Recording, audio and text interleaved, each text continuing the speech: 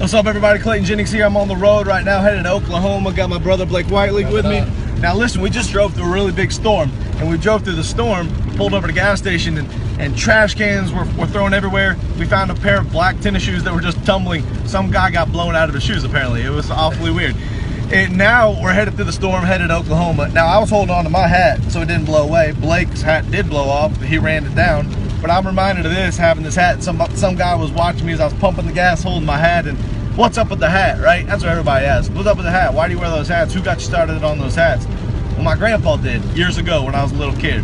And a lot of you know my grandpa. He's known far and wide, Dr. Don Jennings. He preached around the world at revivals, was the president of Christian College, on committees and elder boards of big ministries, and pastored many large churches. Just a staple of what God can do in God's grace in an ordinary man's life. But what I love so much about Pop isn't what other people see. It's the fact that he knows and follows Jesus on a deeper level. I also really like the fact that he isn't afraid to wear crazy hats. Ever since I was little, Pop's had a bunch of wild hats. Now one time, Pop was in one of his crazy hats, and we were walking up the side of a mountain in Hemet, California. He used to live out there.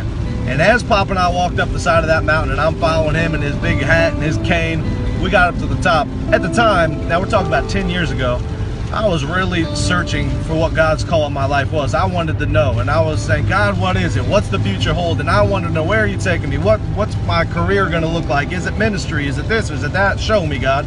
And Pop knew that, and as a grandpa, he wanted to take something like a walk up a mountain and use it to impact my life. We walked up this mountain, we got to the top, and I remember Pop pulled me aside under his big hat, and he said, now look out over all that, son. I did, and he said, could you see all of those things when we were at the base of the mountain?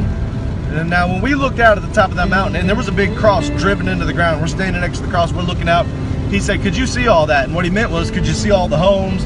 Could you see all the roads? Could you see all the fields, the businesses? Could you see all of those things when you were on the ground? I said, no, I couldn't. And Pop said to me, notice how elevation changes perspective. Because the higher we got, the more we could see. And the clearer things fell into sight. And Pop said the same thing happens in your Christian walk. Elevation changes perspective. If you want to know what God has for you out there, if you want to know what the future holds out there as far as where he's taking you and his call on your life, then follow him. He'll take you upward. And all of a sudden, it's a vertical thing where you're looking up here and you're following him up here instead of just looking horizontally. And the higher you get with him, the more things will fall in division. He related it to this, and I want to relate it to you, because a lot of you want to know, what does God have for my life? Where is he taking me? And kids in college and young ones thinking, and you're in high school now and thinking, where is he taking me next? Think of life like this. It's not just like standing up on a mountain with Jesus looking out over everything and him showing you, but it's also like this, looking into an old camera. And as you look into that old camera, if you have a lens on that, and photographers, you'll know, at first it's blurry.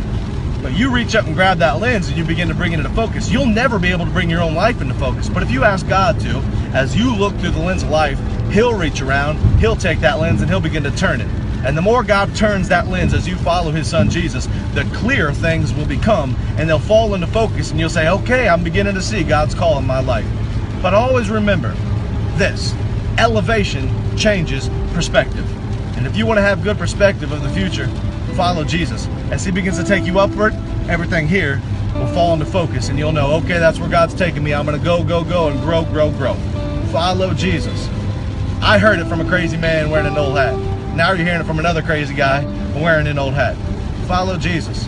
He loves you, and he's got great plans for your future. God bless you all.